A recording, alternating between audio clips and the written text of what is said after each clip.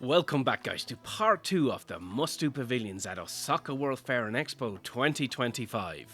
I am the CyberIrishman. Let's get right into it, starting with Singapore. As you may have noticed, the Singapore pavilion is shaped like a dome, and there's a reason for that. As we enter, we get a very vibrant, colourful welcome, with an exhibition that seems to be a nod to the world-famous super trees of Singapore. The real super trees are one of my favourite things to visit in the whole world, and you can see more about them on my Singapore travel vlog if you're interested in Singapore. Now, the installation is interesting and eye-catching, but honestly it's not a fantastic representation of the real super trees in my opinion. It just doesn't do them justice. We then get ushered through a corridor into an interactive light exhibition, which was impressive, but the point of which honestly went right over my head. But strap yourselves in, things are about to get cosmic. We walk up into the dome and are greeted with a dum planetarium. This was one of the absolute highlights of the expo and makes the Singapore pavilion a must-do. We were treated to a traditional night sky display first, and then a series of stunning stories with an ecological theme. It really was done very well, and Singapore is a pavilion well worth queuing for if you can't get a reservation. All in all, I'd say Singapore is a 9 out of 10. France was simply stunning guys, and unfortunately my video can't do it justice. On the way in and the way out there are some sculptures to look at, as well as the frontage and entrance, all of which made the presentation jaw-dropping. Rodin was featured heavily at the exhibition. The French are very proud of him, and a major theme of the exhibition was the 5 hands of Rodin. Now, I'll give credit to both the French and the Italian pavilions. People were given enough time to look at and take pictures of everything they were interested in. We were then treated to a walkway of models of various French buildings to highlight the architecture of Paris. This display was really captivating. It had a fireworks and music backdrop. Again, this was very well done, stylish, and was really immersive. Next, we get a mini IMAX presentation of dancers with a Parisian backdrop. Again, very well done. The rest of the exhibition was fashion themed and seemed to have several sponsors, but it was eye-popping. I am not a fashionista, but even I was impressed with the clean and elegant feeling of the exhibition. As I said earlier, the videos just don't do justice to the way you feel when you're in this room. The people in the video clutter up the aesthetics, but when you are there in person, you are completely immersed and don't even notice the other people at all. Does it need to be said? France is a must-do, 10 out of 10. Australia is another large and fantastic pavilion, and well worth a visit. Outside, they have bands playing sporadically throughout the day to listen to whilst queuing or just hanging out. The first stop is a large eucalyptus forest, which was really well done with both forest smells and sounds. It's very immersive. Don't rush through this room, as there is actually a lot of hidden detail. There are some carvings and even some animals in the canopy to see, if you keep your eyes peeled. Take your time and enjoy it.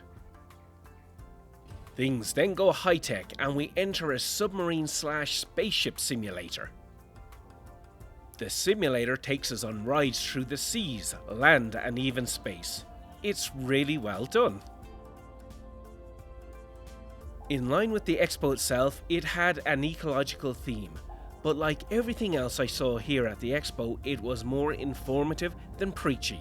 I really think the expo as a whole did a great job with setting a considered tone. It gave information and invited thought rather than talk down or shout at you. You guessed it, Australia is another must-do. Now, if you haven't already, check out my Expo 25 must-know tickets and reservation video, where I go over the ticketing and reservation system. It will save you a ton of time and frustration if you actually go to the expo. I wanted to give an honourable mention to the Mongolia stand in Commons Pavilion D. Did you know the Mongol Empire used at least 7 different alphabets? The stand also had a great display of different warrior dress. It was very interesting and well worth stopping by.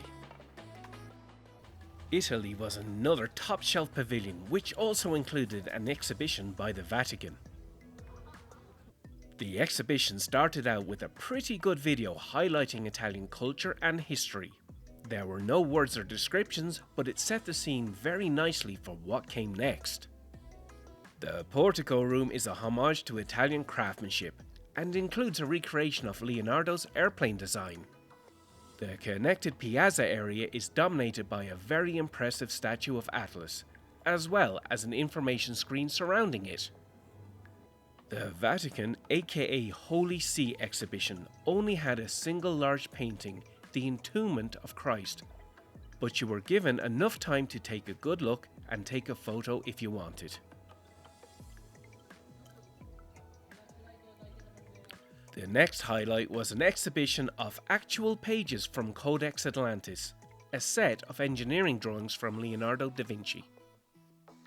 On the way out, we get to see an eclectic collection of Italian designed objects, from golden statues to Ferrari brakes. The pavilion ended with a walk through a recreated Italian garden and cafe on the roof, which was very nice. The Japan pavilion was very large and all about sustainability. It has 3 zones, but you won't get lost as you are carefully ushered through each of them with characteristic Japanese efficiency and urgency, but with the requisite amount of extreme politeness. The general theme of the demonstration is how garbage is being sorted, recycled and processed from the Expo to create energy. We do this with the help of clever engineering and powered by the mighty algae kingdom. There are lots of useful infographics all throughout the exhibition, which are very well done. We get ushered past a large pool that lights up from the energy reclaimed from the waste, on the way to the Martian Rocks exhibit. Here we get a chance to both touch actual Martian rock fragments and also see the world's largest Martian meteorite. Then it's education all the way, learning everything you wanted to know about microorganisms and algae, but were afraid to ask. There was tons of information about how energy efficient using algae can be for things like creating protein. However, it neglected to mention that algae will never be as tasty as a nice juicy ribeye. All jokes aside, this part was really well done and honestly opened my mind a bit. We then walked past an automated plant making the actual stools that we were resting on throughout the exhibition. This was powered from the very algae processes they had been describing throughout the pavilion. A very nice end to the story. All in all, Japan a solid 9 out of 10. Okay guys, 2 more stops to go. However, I wanted to mention if you're looking for digital nomad, travel, or information security trade show content, then follow me here.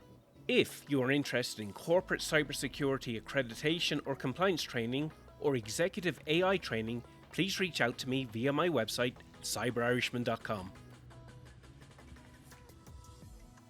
Qatar did a great job of explaining its humble beginnings as a fishing and pearl outpost, and its journey to a flourishing and modern economy. It has the largest reserves of natural gas in the world, so that certainly helped it along the way.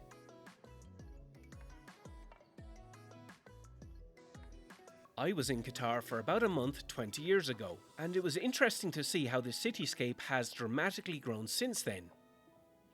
If you are interested in Qatar, this was well worth a visit. Now, if you were interested in sushi, the world's longest sushi conveyor train is located on the west side of the Expo.